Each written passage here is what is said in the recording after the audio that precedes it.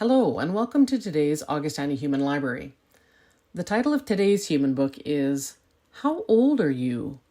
And this is the human book's abstract. How would you feel if you found out that one of your university classmates was only 13 years old? How would it feel to be that classmate? We graduated from U of A class of 21 after starting university at age 14 and 12. After hiding our age for years, we're coming back to campus to share our story. Hello, my name is Sophia. My name's Isabel.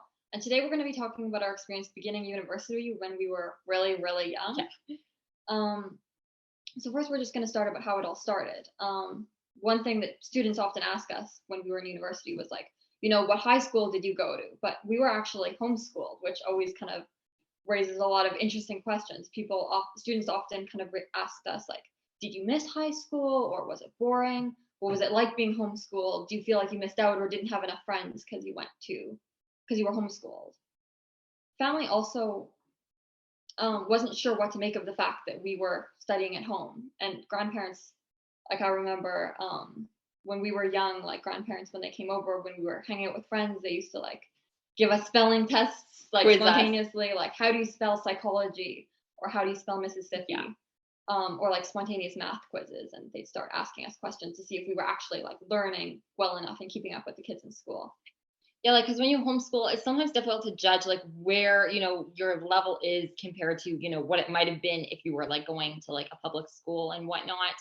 But like we also find like with our peers at the time, like when we were kids, like with other kids, like at the park or when you're just hanging around, they'd be like asking us like, okay, so what grade are you in? And like that was like a really common way of like, getting some, basic information about another kid, right? So we'd always be confused because we couldn't remember. We didn't remember what grade we were in because like it wasn't as big a thing when you're homeschooled to like know what your grade is. And so another thing would be like, they're like, why are you like with your mom right now? Like instead of like in school. So that was like a thing to like try to explain like, well, we're homeschooled, so we're not going to school, but that's not a bad thing. It's just the way we do it. And for us, it was normal. But to all the other kids, it was like, studying with your siblings is so weird. Like that is not something that normally you do.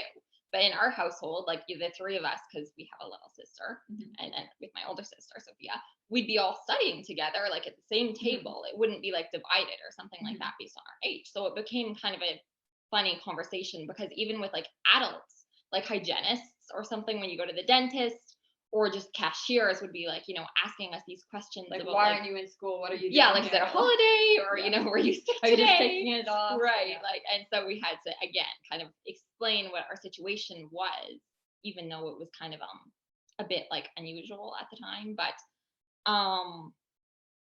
yeah.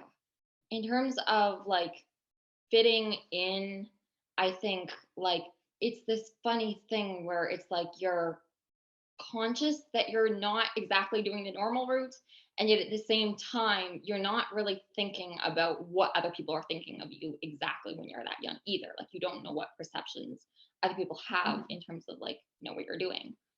Yeah, I mean, in terms of what it felt for us, I mean, I would say it was a very, very positive experience. Like it just felt normal to us. Like I'd say one of the big things was we weren't used to fitting into the usual age categories. Like Isabel would always, whenever I'd go to a class, I was used to having her around. Like if we got invited to a birthday party and she wasn't invited, I wouldn't go because it's like, well, how can you exclude my sister? Like we come at the set. Like exactly. Why would you do that? So it's or like clubs or like soccer. Clubs. She would come into my club. I'd go into her grade age. Yeah, like our art class. So that we could stay together. So like I was always kind of just like keeping up with her age group because we always wanted to stay in the same area. But also another thing that came with homeschooling was that you really had like freedom to kind of pursue whatever you wanted to do. Like you weren't like forced to study something that you weren't really interested in terms of like you had this kind of like just this independence to kind of like talk to like in this case it was our mom who was teaching us at home, talk to your parents and be like, this is what I really am passionate about doing. For us in our household, it was always the arts. We always like love creative, artistic kind of endeavors and projects. But no. We also often like storytelling and like we spent a lot of time together. Like we did paracosms together. Like me, Isabel, and our other sister, Like world building. yeah, like in working on stories together.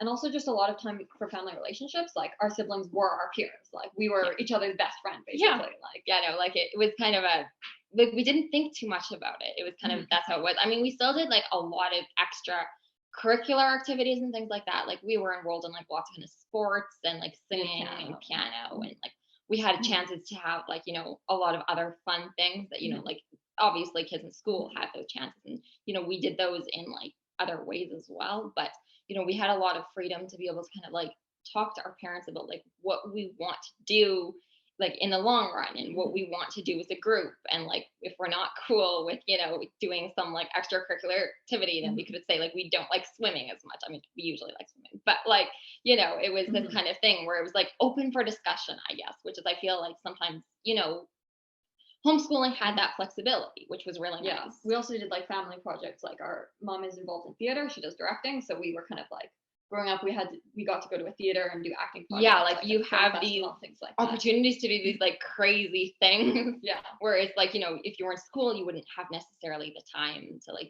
be involved in like family projects as much. But for us, everything we did, like that was our a parents family did, project. exactly, because we were there and so we could participate in it, which was really cool. But but it's kind of funny because our experience of it contrasts a lot with how other people viewed it. Like you know, like people when they first like our mom was a lawyer and she stopped her law practice in order to homeschool us.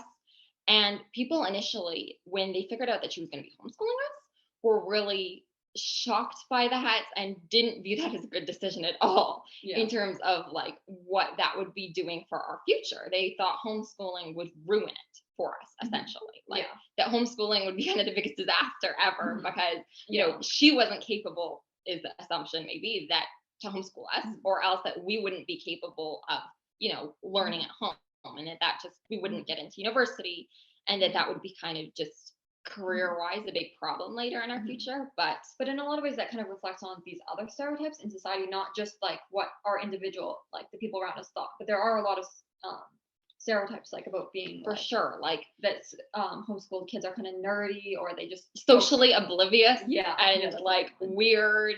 And you know that you're not going to go to university and like often is kind of associated with a bit of an exclusive community. Like Christian is kind of a very, you know, stereotypical idea, like Christian large family and, you know, not really participating in normal activities that most kids, you know, have is kind of, I think the general conceptualization of like the average homeschooler. But so after we started university, we didn't really tell anyone we were homeschooled. We kind of started to just learn to keep that as kind of a quiet thing. We wouldn't, because we didn't want to be viewed as weird or nerdy or clueless. You know, you don't want those assumptions to be projected onto you. So we just stopped talking about it. And so like, and our parents with regards to university never pressured us to like, you know, think about this as like an option, like that you have to do no matter what. Like they weren't like, go into university or else. Like they would like they had been saving money and stuff, so they wanted us to go to university. Like that was definitely an option, but they didn't like pressure us that we had to take that path either. Like it was kind of, they were always supportive of us. Like our choice like had merit to them, like it mattered to them what we thought, so they weren't like it wasn't like this kind of uptight, you know, kind of like really pressure into that. But Sophie was the one who got into university first. And it started like I wasn't initially thinking about university. What happened was, ever since I've been a kid, I've been quite interested in languages. Like I remember like my uncle used to ask me, or great uncle used to ask me like, what languages would you learn if you could? And I had like a long list because our father is a genealogist, so he researches about our ancestry. So we know that we're a quarter Polish, a quarter Korean, part Irish, part Cornish, English, and Acadian French, and then part Mi'kmaq, a little bit of like 1% indigenous. So I always kind of grew up having a connection to those cultures and wanting to figure out how I could connect with those more. Like a big highlight of the year for me was like Heritage Days. Like as a really little kid, I was always the one in the family who really wanted to go to that and see all the dancing, like the Polish dancing with the girls with the red ribbons in their hair. And so when people talk to me about languages, I had this long list of languages I wanted to learn. And I like when I was a little bit older, I would try to go to our Halmini, our grandmother. She's the only person in our family who speaks two languages fluently. So I was trying to ask her to write down, like, tell me Korean phrases and then try to transliterate them, see if I could teach myself how to speak Korean. And I really enjoyed reading. Our father wrote a family history book about our ancestors, so I really liked reading about the story of how our Acadian ancestors escaped deportation. So when it came time to think about high school and that kind of thing, one thing I really wanted to learn Polish. But no one in our family speaks Polish, so it was kind of difficult. And we tried learning some online courses, like we tried a bit of Rosetta Stone French. We tried other audio-based programs, but I didn't really learn them. Now I know I'm really a visual learner, so maybe that's why. And I also really like grammar, but so I wanted to learn a class where like it was in person.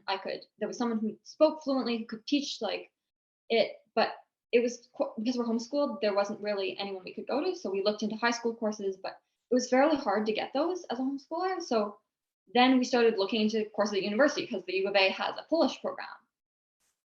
So that's kind of how it started. I started taking open studies course. My first course was actually ended up being Ukrainian. I didn't know at that time that I was part Ukrainian as well, but part Polish and part Ukrainian. But so I started studying Ukrainian. When I started university, I was 14 years old. So it was kind of an interesting experience. It was before all Zoom and that kind of thing. So it was in person. It was September of 2016. It was a really new experience. Like I had never been in a classroom of any sort before in my life. So I didn't know what a syllabus was. I remember being really stressed on the first day, like, oh, what do I do? Do I raise my hand before I speak or not? And it was also the first time I'd ever gotten grades. I remember on my first assignment, it was for Ukrainian. It was like totally new, learning how to write in Cyrillic. And I got a 94%, but I had no idea whether that was good mark or not because I'd never been graded before. So I was like, well, I lost 6 points. Is that serious? So it was funny. When I first started, I wasn't embarrassed at my age, even though I was like a lot younger than everyone else there. Like everyone else was 18 and I was 14. But I didn't really think of it as a big deal. Like I wasn't embarrassed to meet my family on campus either. Like Isabel would come to pick me up and my mom would drive me there. So that wasn't something I viewed as a negative thing at all. In fact, I wasn't actually really afraid to tell people my real age. I viewed it as just like the truth. So like I remember my classmates, we had an exercise where we went around the class because we were learning how to say numbers in Ukrainian. We were asking people how old they were. And I remember telling people in Ukrainian that I was 14. And they were kind of shocked. They were pretty confused. They thought, because we were just learning the numbers, they thought either I had said it wrong or they misheard me. But then the assignment moved on, so they didn't have a chance to clarify. But it was overall just a really exciting experience. Like it was just opening a whole new door for me. Like to be able to learn about a new language and a new culture. We didn't know very much about Ukrainian at that time. So being able to kind of experience this cultural belonging, it was like a whole new world had opened up for me. Like I remember everyone was really surprised about people who are Ukrainian would always be confused about why I was in the class because everyone else in the class, they had grandmothers who spoke Ukrainian or their parents spoke it to them in the house. And so they were familiar with Ukrainian culture. They often knew some words or phrases. But for me, I didn't really fit in at all. I was just like, I wasn't Ukrainian. Everyone knew I wasn't Ukrainian. But so everyone was always asking me, so why did you decide to learn Ukrainian? But I was just so excited by it. Like it's just such a beautiful language that it was really interesting to get into. I was quite ambitious, I think, looking back based on my level of Ukrainian. Like I remember after like one semester of Ukrainian, I tried to write to someone in Ukraine to order books to ship from Ukraine to Canada, talking all in Ukrainian. It was really interesting experience. It definitely helps with learning a language. We would also write to friends in Ukraine. By that point, we'd made some connections, and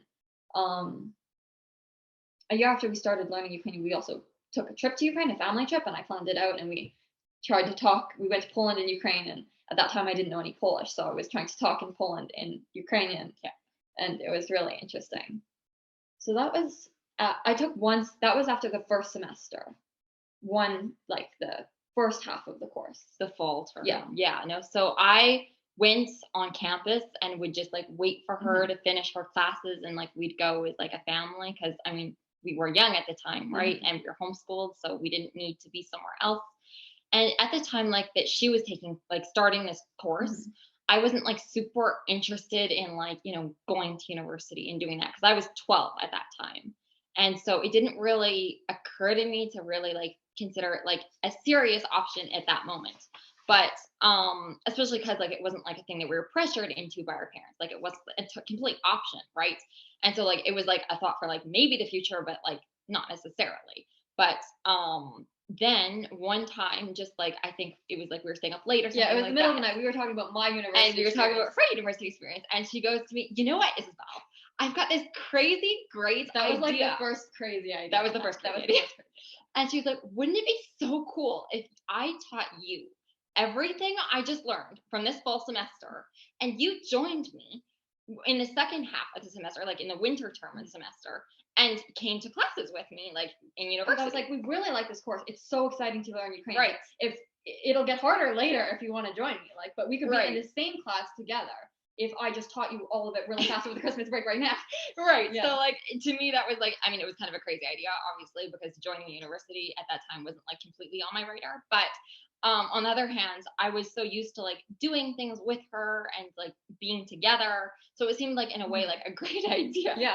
So basically what we did was over the Christmas break, she taught me everything she'd learned, and we got the prof permission to share the resources. And I basically she taught me the first fall semester. It was pretty intense. And she was my first professor. Like we were studying during Christmas, like trying to finish the lesson that was taught over a week. Like So get ready then, for the so then I actually signed up for university and started taking courses. So of course, like at 12 years old, the whole thing was completely new, especially because like I'd never been in a classroom before. Yeah, it was the same thing. It was like, and I mean, I had a lot of enthusiasm for it because I'd never been like through junior high or high school. And so like I wasn't like tired of school in the same way that, like when you get from, like from high school to university is like, more studying. So, but for me, it was kind of like this whole it was total new, novelty. Right. Like it was this whole new thing. So like we took it really seriously because it was like, I mean, it was this big adventure. Because also we've never been graded before. So it was really. And also like when you come from an experience of homeschooling where your parent, like your mom is your teacher, it's kind of this funny thing where you really learn to like respect your teacher because like the teacher is trying to help you. It's like they're on your side. Right. It's not like this. It's not like you have to respect them. Like it's not like this forced respect, but it's like this genuine respect where like you have this kind of mutual respect for the adults who are trying to teach you, right? So it was like this kind of fun experience. I mean, a lot of things were new in terms of like I remember the projector like coming down. Like it was new because like we never had that at home, obviously. And like there were all these new spaces, and like you have to deal with like these adult concepts, like student dental insurance is like like all of a sudden you have this because you're going to university, but like you're still really young. And then like there was kind of like this thrill of so many resources being available, and also like the stress of like taking exams for the very first time. That was totally new. At the time I didn't know what certain words meant because like I just hadn't been exposed to them. Like I remember some of my first classes, like they used terms like archaeology and like urban and rural, and at the time I didn't even know what those meant. Like it was a little bit stressful because I didn't know like what I should be knowing, in terms of like what other 18-year-olds would know versus like what I'm not knowing because it's some kind of special language of academia or whatnot. So I wasn't really intimidated though because it just came kind of naturally to be with kids who were older than me. I'm extroverted, so it didn't seem like it was really a problem, and I kind of just expected to be treated as a peer. I didn't see my age as really a barrier or something to be really thinking too much about. But it was actually really funny how I guess immature some of the other students sometimes we were surprised because like sometimes like our classmates would start using like bad language in class, like to the teacher, and we were just like shocked, but we couldn't believe it, or like it was start sitting on the desks or something like that. That was just like, is that what usually you do or not? Because we thought like these were all adults. We were all adult, like in an adult context. So but it's kind of an interesting transition because like a lot of people who are starting university for the first time, like they're just figuring it out too. So like even though our ages were we were so young, in a way, like we didn't feel like we were super different because other people were also still just figuring out the environment, like first years and that kind of thing. But yeah, no, like obviously we in general looked probably a lot younger than most of our peers. Yeah. We didn't think really consciously at the time, like we must like look like we're 12 and 14 because no. people for the most part didn't really ask Well, us. there are a lot of different looks on campus too. Like there were Right. people who looked like they were Right, like regular you still see people on campus who look like they might be like 16 or like 14 because that's people look like a lot of different ways, right? And so it wasn't something that was really like an issue for us. yeah, and like we what our major was, we were doing modern languages and cultural studies, so we are in the arts, obviously. Yeah, we took every class together, so we were always in the same class. Yeah. People basically thought we were twins the entire time. Like yes, because like we looked similar enough. We sat together. We were always together. Had similar ideas and talked at the same time. So. Yes, exactly. And we, have the same last name, so obviously that's one of the things that stands out. And Sophia basically chose all of our courses. Yeah. I wasn't really like super interested in like choosing like what we're gonna do. As long as she knew what we wanted to do, I was pretty much usually fine with that. But one time it was so funny. We had our grades mixed up. Like they gave me her grade and my grade because they got our last names confused, like on the chart and stuff like that. But like it was just this. Yeah. And one prof who we were taking an online class for even thought we were the same person, didn't realize we were two separate people. Yeah, exactly. Because like our last name's the same, and because they basically just kind of assumed either we're twins or maybe we're the same person. I don't know. Yeah. But we both really loved university though. We were always very enthusiastic. Yeah, no, for sure. We were in general kind of perfectionists about like the whole process in general. Like we cared a lot about, our grades and about, just making sure that, everything we did was like a good quality, right? Like, but we had the unusual experience of like not being old enough to do certain things, like go to bars, but exactly. We never really wanted. But we didn't really want to. No, we didn't really care about that because we were thinking about so enthusiastic just about like the studies. Like that world was like a totally new, exciting adventure. And but yeah, like our mom would drive us to class all the time because we couldn't drive, obviously. Like, and but we really liked interacting with our classmates. Like we would help our classmates prepare for exams and things like that. Like right before tests, if we had a group project, then we'd be like, giving them like, study tips and like advice. And, it was like socially a lot of fun to be able to have people to discuss with. Like we loved group discussions and to be able to have access to all these things that we wouldn't normally. Definitely we pulled off quite a few all-nighters and things like that, but like that's kind of typical when you're a university student. We had some pretty crazy ideas. Yes, we had overall kind of some ambitious. We were very ambitious. Idea, like we loved being creative.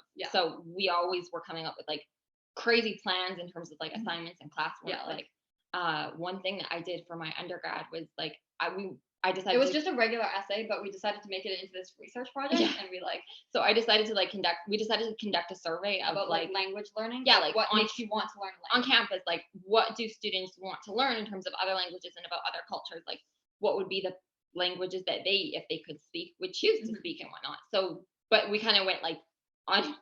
we collected like 300 surveys. We went to like a whole bunch of like psychology students, beginner psychology classes, got permission to do these surveys and things like that. So we just took like a survey of the entire class, and they're really large classes. So, but it was a lot of fun. Yeah. We do for our language classes, we'd like memorize skits for our oral exams with like a lot of props. So we'd bring like, I remember when we had like, I brought like a big clock like from our house to like when we were going to check the time, and one time we brought like a telephone, like for like oral presentations, or like in language, a picture frame language classes. Most of our, like a lot of our classes were language classes, not all of them, but a lot of them were, because we're like in cultural studies and languages. So there'd be like funny things when you're trying to learn a language, like where like Spanish it was a kind of a little bit of an intimidating experience, because like it's one thing to be dealing with English, and another thing to be like all of a sudden exposed to language like you're not familiar with it at all. And so I remember one time I was doing like an exam, like an oral exam, and we would do it together. We were together usually because like it's nice to be able to work with each other for group projects. And the professor asked me in Spanish, what would you buy your Like, what would you buy your family? brother for his birthday? What would you buy your brother for his birthday? And I was trying to say I'd buy my brother a car, but instead I said I would buy my brother a bus for his birthday, because the word it was in really Spanish funny. was like, I was so and she didn't realize it. I She said. didn't realize No, it until the end of no. the exam when I told her, Yeah. you said you bought your brother a bus. Yeah, exactly. Or And the like brother. there was enough like on the exam, I think for that class, it was like the question was like at the end of the semester, like what would you do with $1 million or something like that. And I remember like not knowing. But like, we prepared like this long memorized thing about like what did they we did like something else. Like we didn't know that would be the question. what you'd buy from ingredients to make a salad or something like that. We didn't know what the written portion would be, so I ended up saying that with $1 million, I would buy groceries, and started naming off all of the groceries that I would buy, because those were the words we had learned. And so like definitely going through like, you know, learning about different cultures and languages was kind of like this funny experience where you're just like, you delve right into it. Like all of a sudden you're, you know, learning about all these different things.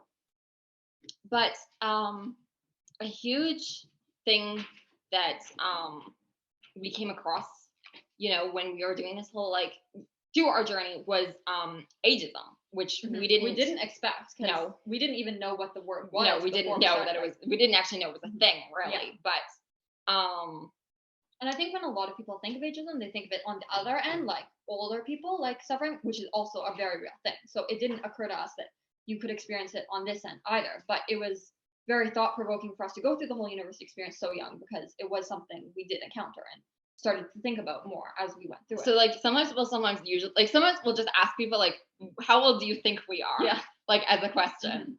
And it's always funny because everyone has like answers that we never expect. Like usually they guess that she's about 14-year-olds old right now. Yeah. And like maybe 16. Yeah. And they think that I am maybe like 16 to like 21.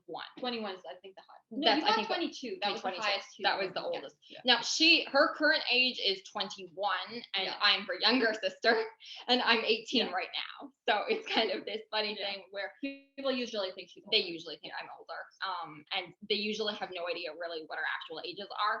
Yeah. But if they don't know that we graduated with an MA degree, they basically assume we're teenagers. Yeah, exactly. I mean, obviously it depends on the context in terms of like, you know, if we're talking to students our age, like students, you know, like MA students, they think we're a certain age and assume that, you know, but sometimes like if we're just interacting with people like, you know, at the grocery store, they'll just kind of like talk down to us like we're kids because they just think they're basically thinking that we look really young. But there was a lot of curiosity about our age at university. Like, classmates would ask us how old we were. Teachers usually didn't ask. Usually we would,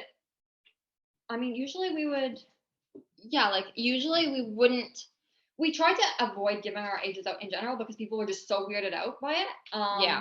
Usually if they asked us who was older, we would say that I was older. Yeah. Then they'd ask how much we were different. Like usually how many years are you apart? And there was 3 years, which always shocked them. Yeah. However, then they needed to know the exact number. Right. And usually by that point, sometimes even before that point, they were just really insistent. They just keep asking. Like we try to avoid it. We say, "Oh, we're just twins." You can think of us like twins. You can think of us as twins, like so. But then they'd be just like, really, how old are you? And they'd be like, you know, it's kind of. We say like it's kind of weird because like we're really young. Or we change the subject, right? But they'd just be like really focused on that. It would just get really awkward because they do it to the point of basically being rude. Like they really just get this desire to know, and like nothing you could say would really avoid it. And so sometimes we would say in the end of it, just to avoid the awkwardness or try to get out of the situation, we just ultimately say, "Oh well, I'm 14 and you know she's like 16, exactly 17 or something like that." And so it was just this experience where after that they would immediately have a completely different reaction to us. Like they wouldn't interact with us in the same way. They would either kind of ignore us and pretend that they didn't know us, that never happened. There was one really extreme example. Or else, like there was this one student. There was this one girl, we were talking, like we were interacting with her before that. We were like it was like second class or something. We were going to be friends. Like we were having really nice, friendly conversation and getting to know each other. And then suddenly she's like, "You look really young. So how old are you?" And then we were like, "Yeah, well, it's weird. Like just, it doesn't really matter. Like, etc." But then she's like, "No, you can tell me. It's okay. It won't change anything. Just tell me what it is." So we're like, okay, we set our ages. Yeah. And then she immediately was like, okay. And she just kind of walked away after that. And it was really awkward. It was really weird. And then she started immediately talking to another classmate who we had also been talking, like it was a group of 4 of us. And she was only talking to the other classmate. Like it was like we weren't there. She just completely ignored us. Basically. And whenever we try to interject into the conversation, she just kind of wouldn't respond to us. She'd just like keep talking to the other girl. Yeah. Yeah. And then after that, it was really awkward. She'd sit directly behind us, but she, like in group projects where it's like she had to find a partner, it's like we would always, even though there's 2 of us and we had a partner, we'd always offer to work with the third person, because I mean, it was fun to work with other people too. So and we were always open to that. But she would just rather work on her own without any partner, and she wouldn't talk to us. And I remember during the exam, she was just staring at her, like while we were writing like our midterm or something like that. She just kept looking at me and like just kind of staring at me, like, oh my goodness, I can't believe you're here. And it was this really just strange, weird experience, because like you're not trying to make anyone feel like uncomfortable, but like for them to all of a sudden look at you like you're not supposed to be here, like you're too young to be here, like you're not my peer anymore, is this kind of like strange sensation when you've been like, you know, you're in 3rd grade or whatever and you're still really young, but you've been doing this now. I know, like you're a 3rd-year student, and then like, people won't talk to you. I guess they might be a 1st year, right? Like they won't take you seriously anymore. So that was kind of an interesting thing. Teachers in general never really asked. Well, we usually didn't tell them. We usually avoid telling them. Like it was only ever really classmates who'd ask those kind of personal questions, but we stopped going around and saying what our ages were like a while back, because we just didn't, it was socially awkward, and you know, it wasn't like, it was a personal kind of thing. So but there was this one funny story of this professor. He didn't know our ages at all. It was like a Latin American class. Yes. He was talking with the students about the final paper. Right. And basically he was talking about like, one classmate was asking. He was talking about plagiarism. He was explaining what plagiarism is, about self-plagiarism, and then Weston Duke was like, well, Ken, what if I wanted to submit a paper that I wrote in high school? Would that be plagiarism? And he was like, you know, talking about like, well, you wouldn't actually want to. That wouldn't get a good mark. Submit your paper that you did in high school, because he was an English teacher as well as a professor. And he said, I have yet to meet a student, a high school student, who can write at a university level. Yeah, and it was really, she would have been in junior. Yeah, it was just really funny, because like he'd been giving me A's on my other papers, and I was thinking to myself like, well, you've actually already, no idea. You've already seen it actually, but we're not gonna tell you that. But so then we finished eventually, like after 4 years we finished our undergrad, our Bachelor of Arts degree at the U of A, and we started applying to other universities. We applied to the U of T and U of A. We got accepted at both, but we got offered a scholarship at the U of T that covered like tuition and things like that, and also like an extra for living expenses. So we actually we really liked the U of A, so we were kind of tempted to stay, because we knew the professors and we really liked the program, and then our professors encouraged us to go accept at the U of T, so that's what we did. Yeah. And because of our sister homeschooling, we could all stay together. Yeah, we could move. So our whole family drove to Toronto basically, and we except our dad. Our dad was at Lawrence, so he stayed at Edmonton to work. But no, I mean, it's funny how like being a master's student is different, and like, I mean, the workload is a little bit more intense. We found like we had longer reading. Like, they're reading for one class. We had to like read a 300-page book for each class, which was it was a little bit more than we expected. But what was like really interesting about it was that like you get more, like I feel like you're a little bit more like respected. Yeah, you're taken more seriously as a master's student. So that was actually in a way our favorite part, I think. Like maybe being given more credit. And no, for sure. And given more freedom to pursue like what you're interested in. And I know your own research. Yeah, projects. Like for sure, like during the master's degree, like it's this funny thing where you're still conscious about being like now still a lot younger than your peers, because master's students are obviously like a fair bit older, and so then it's this funny thing of like, how do you fit in with people now who are that much? Again, I know they were even older by that point, because we started like right after, like, and it was a 1-year program. So everyone, like I was 16 or 17 by the time I was starting my master's. I think I was like 20 when I started. And so it's this funny thing where like I know I would consciously make my voice sound deeper. Like I would change my voice when doing a presentation and that kind of thing, because I wanted to sound older.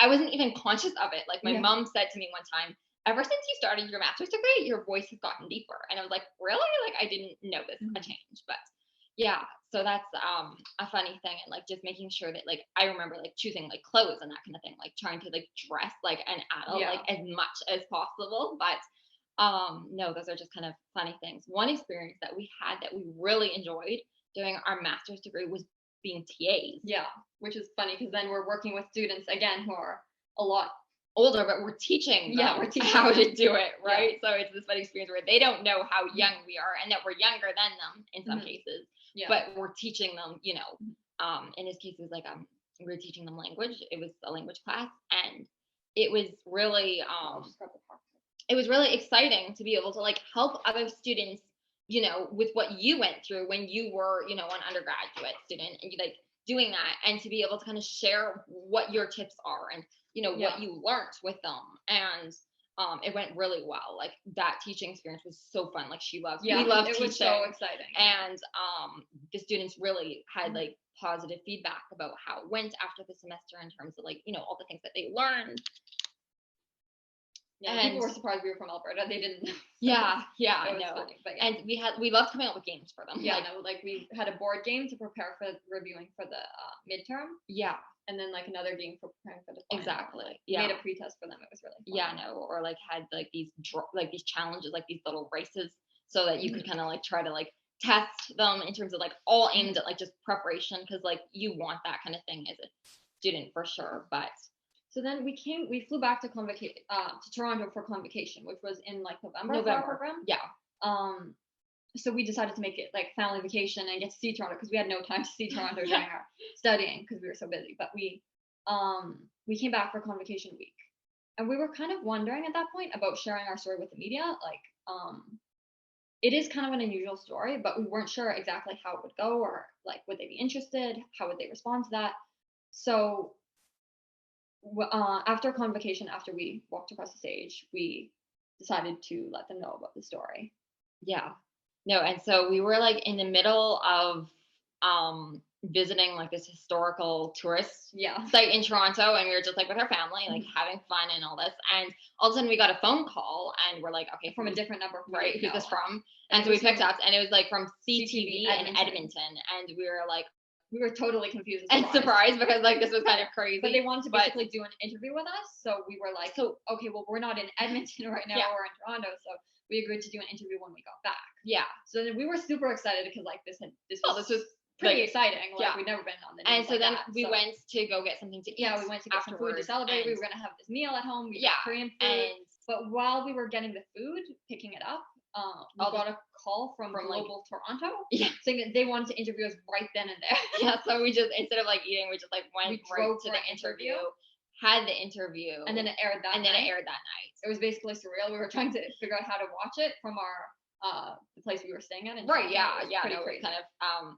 And then like we got contacted again when we were going to visit we were gonna visit Burlington because our dad's originally from Burlington, so we were gonna have this big trip that we were gonna drive out to Burlington. Yeah. But then right before we were about to leave, the media called us again. It was CBC Toronto. Yeah.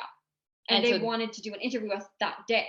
Exactly. So we were like, okay, well, I guess we won't go to Burlington. Well, okay, we weren't sure whether we'd be able to fit it in. Right. I mean, and we did go to Burlington, and like we did the interview, and then we were trying to watch the interview. Yeah, we did the interview on. Over by the we did it on campus, I think. Yeah, the interview was on campus. Yeah, we did the interview on campus, and we went to Burlington, and in a restaurant on the way, we just stopped and watched the interview. Yeah, it was kind of stressful. Funny.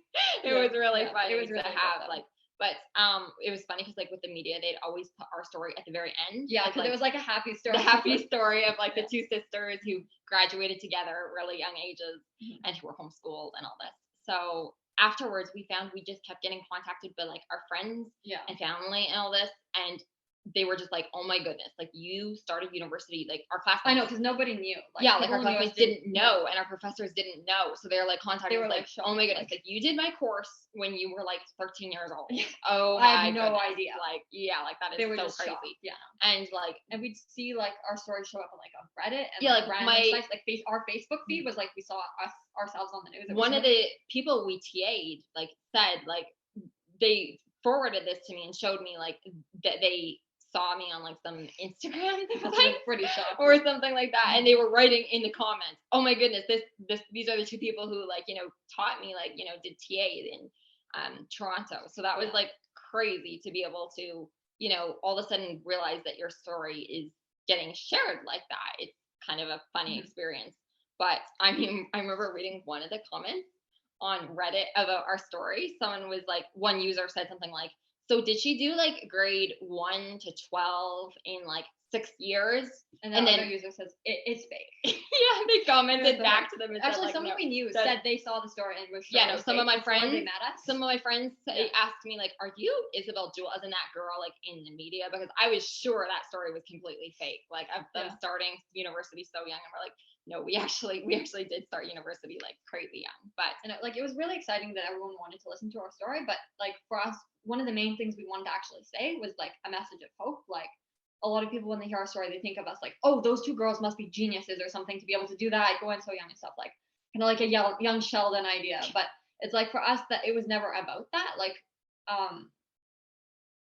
in our mind, like it's more about putting in the effort and being willing to take chances and being willing to like be creative, rather than some inherent intelligence thing. Like I feel like the idea of a genius is kind of misguided to begin with. Like yeah, no, like for sure, like your starting intelligence doesn't matter if you're willing to work really hard and put in an effort. Like I feel like that's what really matters.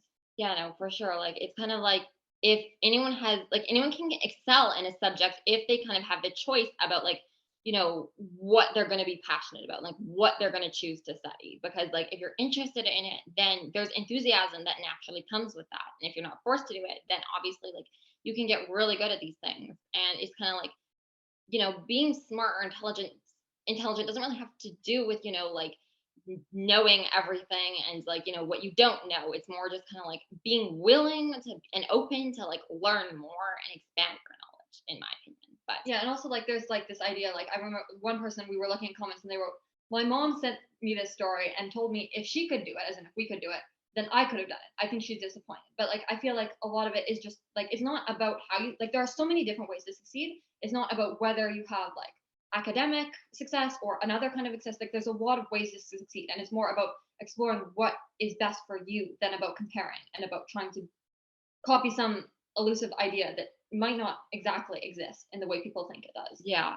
No, and I think we discovered like through this like the concept of childhood in general is kind of like a more complex one than like we usually label it as, like kind of a society, like as like I feel like it's like I remember one of the comments that we read was like something like, to be honest, this shouldn't even be allowed for them to go into university this young because like their parents stole their childhood from them. And like damn, did they even have a childhood? Yeah, And like that's what people wrote. But like for us, like I feel like society puts this huge dichotomy between this like the childhood and the adulthood. Whereas like for us growing up as homeschoolers, we interacted with adults as peers from a very young age. Like our mother always had really deep conversations with us, like even when we were like just 7 years old, like where she talked to us as a friend, as another adult. But like, so I think it's important to ask, like, should there be such a huge division, or are children maybe more capable of interacting as an adult than we give them credit for? And like, what is this the idea that we didn't have a childhood? Like when does childhood end exactly? Like in a lot of ways, like we're able to enjoy ourselves and interact with each other in like, should it really have to have an end, or should we be able to be interact as adults when we're kids, but also to be able to have childhood, like to be able to have a cheerful outlook on life and be optimistic in the same way that children do? Like to be like, does it have to be like, oh, now we're adults, we can't have fun anymore, or we can't um is it worth it to put such a strong division? yeah, no, I mean, I think part of it is about like, homeschooling really showed us like taking our child seriously and valuing their opinion, letting them have that freedom. It like really helps them in terms of like being able to, just explore what they want to explore and kind of have that flexibility to, kind of engage with things that really they're passionate about, that they're excited about. Which is kind of another concept that you kind of realize through homeschooling is this concept Of of the peers. right, like Yeah, like having peers and like socialization with your peers is a big topic for homeschoolers. Like, will those children be able to socialize enough with kids their own age?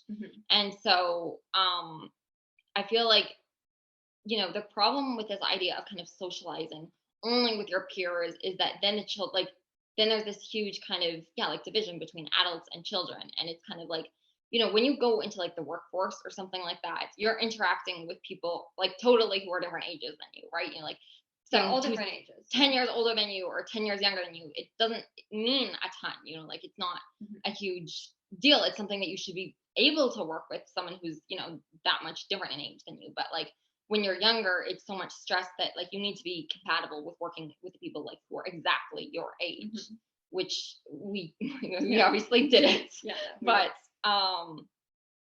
yeah, no, like I think that's just in terms of like ageism, like sometimes like, you know, people will say like, you know, I'm not good with working with kids at all. Like, and it always strikes me as a funny thing when people say that, because it's like, I get it obviously, but like, you know, children, they don't, It's not like a different kind of human being. need to be like, treated so differently all the time. Like sometimes obviously, yes, but in the sense that it's like, you can also talk to them like an adult too. Like when you want to know what their opinion is or something like that, like you can kind of, you know, also be their friend, I guess. You know, and I say one of the main things with ageism is it's like it's tricky to compare it to other forms of discrimination because it's not really recognized as it. And like if you compare it to other big issues, in a way, it's not as big a deal. Like something like racism or other kind of stereotypes. It's like you can't ever escape that. Whereas ageism, you do outgrow it. Like everyone has, well, almost everyone has a point in their life where they're middle aged, where they're kind of like this golden place in their life where they don't fall into those categories, where they get out of that box. However, like it's also important to realize that it does have damaging consequences. Like I think it's really sad to consider, like if children had more people who believe in them and treat them as adults, like they would be able to succeed at a young age too. Like they would believe in themselves and they'd be able to achieve some amazing things that they probably never will, because I mean not everyone has that chance or someone who's going to do that for them. What languages do you both speak? That's a good question. Well, we speak English natively. We never grew up with another language, so we have advanced Polish and Ukrainian. We also took Spanish and Korean and a bit of Latin, but those ones are kind of big. Yeah. No, I mean, there's still like other languages like definitely we want to pursue, learn like, more about the languages. Yeah, exactly. Like she started learning like some Greek and some like Irish and like some other stuff, but through university, those were the main ones we kind of focused on. Yeah. So during the time of the, you know, this escalated conflict in Ukraine, the war, do you have people there that you're able to keep in contact with or anything? Friendships that you developed along the way? Yeah. For sure. That was definitely one of the most challenging things of our master's degree, was that happened right in the middle of it. Right in the middle when we were working on everything. Yeah, we don't have any family there anymore because our family came over to Canada ancestral years ago, but we have friends in Ternopil and we have people friends we know there, and we're in Kyiv. They're now I think in Poland, but we've been trying to keep in touch with them. It's been really terrible and really crazy. It's hard to realize that it's been already like a year since it started. So I certainly wouldn't have any, and I'll ask, I'll let other people ask questions too, but I have one more. I certainly wouldn't have had any concerns about, you know, you going to the university classes when you did and stuff like that. But I'm curious about the logistics, since universities are usually so, you know, these are the prerequisites and you have to have this kind of a grade. And like you said, you weren't used to a grade kind of atmosphere. So if your mom was home testing you and you were, I guess, probably 12 and 14, 15-ish when you both were at university by then, and it wasn't expected you would be both at university, do you feel like you missed that your mom had more to teach you to get you to what she would have assumed would have been, you know, university prep, say in the things that you're not in now, like maybe some of the sciences or, you know, somebody that will be a part of your future arts programs at all? Right. I mean, like there's always stuff there's to always learn, more to learn, right? but in our mind, like the process of learning never ends. Like there's still like lots of room to explore even as we roll it. Everyone does. Like no one can ever know everything anyway. So it's kind of just about being constantly learning. I guess when we talked to her about the situation, we all kind of just felt like, you know, going into university and stepping into that is the best way to figure out, you know, what we want to do, but also like where we'll want to explore further in the future. Like where there's something that we feel, you know, like you get access to all these resources. I know, so like there's something I went to the library, I was so excited. So like, you know, you can take out books about, you know, like chemistry or something like that. Like you can talk to people. Like we had a lot of friends who were like in biology and like these things. So like you get exposed to it kind of like, you know, all at once, in the sense that, you know, you're in this environment where everyone is, you know, speaking in terms of, you know, academia and these subjects. But Yeah. No, that's cool. Joanna actually just asked me whether, like, she missed the little bit of your introduction. I was wondering, what you're doing now. Oh, Oh, right well, now? right now, well, we meant to take a break before we went to our masters, but then we received a scholarship, so we we couldn't really take a break. That So was now, it. so now we're taking a year off before we.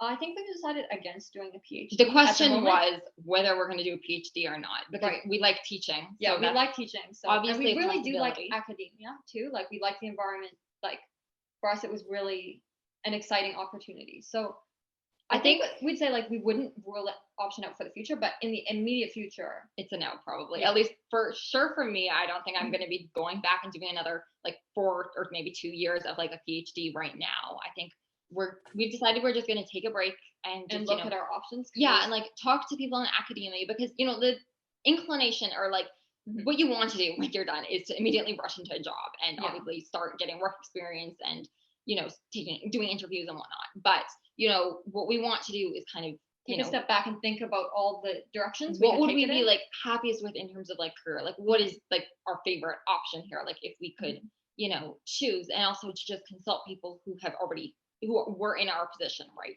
To ask them like, what do you think is the best step? Because professors, they have so much knowledge about this that it's like it's a great way to kind of just figure out where you might want to go.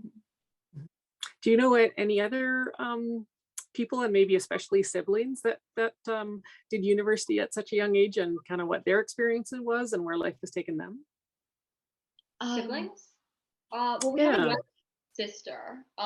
We have one younger sister, and she's 14. Yeah. And she's also thinking of university as a possibility for the future, or maybe soon. We're still talking about what she wants to do. She's really good at arts and really good at writing, so and chess too. Right, so she's got a lot of things that like in a way she'd love to go into, but it's kind of like, okay, so choosing like what will it be. But we don't have anyone in our family who went in so early. I mean, our parents both have law degrees from the U of A, and they got into the law program, like they only did 2 years of their degree beforehand, but we don't really have anyone who went in really. Like, no homeschooling, other homeschooling stories. Like we know I know there are stories that there are, like you hear about them too, but and we've had some people contact us like who also like who did were homeschooled and then got in earlier as well. So it's exciting to be able to talk to that, to like talk to them about that. But no one we really like knew like in our family or else in our circle. Yeah. Right. Yeah, that's what I was meaning. Not your siblings. Is there somebody else that you knew, either an individual or siblings that like you said, you run into each other's stories or whatever? Yeah. Because it is interesting, like the ageism thing. There would be one component of that when you are 12 and 14 in a university classroom, but there would be another if you did do a PhD and all of a sudden you're teaching in your low 20s or something like. Exactly. That would come with its own challenges. Like I was reading a story with someone who just happened to start teaching younger as well, and like I think they were teaching at a high school or something like that, and they were noticing that they really had to try hard to kind of gain the respect of their students, because it's difficult when you look a lot younger, and also when you're kind of trying to be in this position of giving that knowledge to them and helping them out to be taken seriously. But although we found that we actually liked the fact that we could relate to our students a lot, like as TAs, like we were able to develop a really we were happy. It is an important part of teaching, to building that rapport with your students, right? That like they thought of us as kind of like peers in a sense, because then it was like we could help them and we could empathize about like it's hard being a student, so we could help them with what they were going through, and so we really liked that kind of form of connection. Well, I'm sure some parents have a lot of questions for your mom. How do you instill in children this I want to learn, and siblings working together? Strangers have written to her online and things like that, asking her what was your secret? What's your advice for us? Like, how did you do it? And what were the challenges and things like that? But which are all, do you know how she answered those questions? Yes. I mean, it's like, it was kind of, I mean, how would you describe it? Like, I'd say it's a complicated thing, but I feel like at the end of the, because like when you're homeschooling, it doesn't always look the same way as a school classroom or fit kind of the box that people expect homeschooling to fit. Like it's sometimes disorganized, or like it doesn't always look the same way as a classroom would, where everyone's sitting in their chair and the teacher's talking and everyone's listening, et cetera, et cetera. However, I'd say in a way, one of the biggest parts of it is just the relationship. And like, if you have a good relationship and you know that you can ask anything to your teacher, and you know that they're going to give you honest answers all the time, no matter what you come to them to ask, like that in a way is the main thing. And just encouraging an attitude where people want to learn and are excited about the knowledge, where it's not a bad thing that, oh, you have to study now, but like it's something exciting that you can learn more and get that knowledge. Like for me, from my experience, I'd say it was kind of like this tailorized thing where it's like, you know, it's like about what your abilities are, and those aren't necessarily going to be always what the grade level expects. Maybe sometimes they'll be behind, sometimes maybe they'll be beyond, right? Like it's not this thing of you've got to fit into this. It's kind of like this thing where you can discuss like, what's the best way for me to learn this, what would fit best, you know, because everyone has different learning techniques and strategies and, you know, ways of learning. Like some people are more visual, some are not, you know. It's kind of this way to, you know, just I guess communication was a big thing in terms of like, you know, from parent to child, what do you want to do, how do you want to accomplish this kind of thing. And like that was really valuable, like in some ways. And obviously, I mean, I think our parents were just really awesome at doing this. Yeah, so they were, that obviously, like we had a close relationship to them, so that obviously I think helps. But yeah. Well, it's pretty exciting to me to think if you end up, you know, being teachers, to have that kind of energy in the classroom. Those future students would be very lucky learners, I think. Yeah. No, I Does mean, anybody else have, sorry.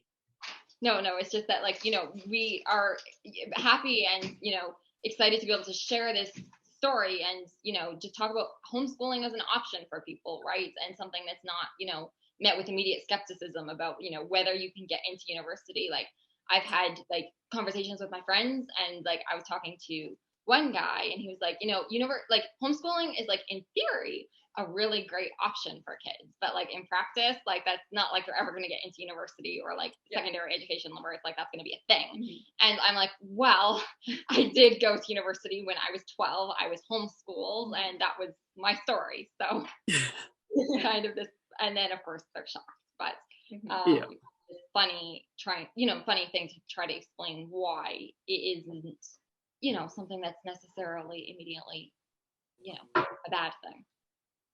Joanna says, I can affirm that we've had many homeschooled individuals as students at Augustana over the years. No, for sure. That's awesome. Yeah, that's great. Well, thank you for sharing your remarkable experience of, you know, being university students at such young age and being, you know, successful and graduating with 2 degrees already. And I mean, your journey is very inspiring, and certainly wish you all the best in the coming years as you face these opportunities that will just be coming your way. You know, we're so glad that you're willing to like have us here to just share a story. I mean, like this is an awesome platform, and so it's nice to be able to know about it and, you know, check out the other stories here as well. So thank you. You bet. All right. Thank you, and thank you everybody for coming. Bye.